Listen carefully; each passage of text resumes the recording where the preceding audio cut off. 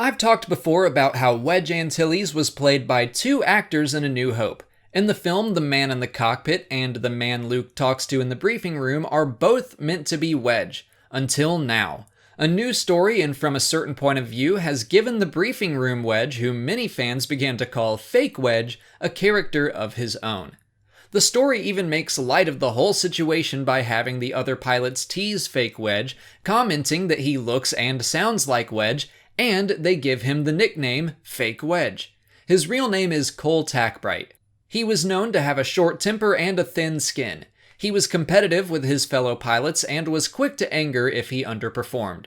When he was not selected to fly as part of Red Squadron in the Battle of Yavin, he tore apart the ready room until he was interrupted by Wedge himself. Wedge commented that things might be easier for Cole if he didn't push everyone else away.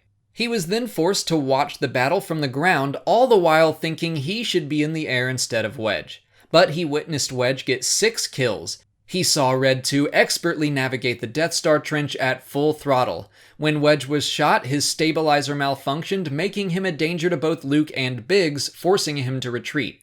Outside of the trench, he repaired his ship as best he could and then tried to return to the fight.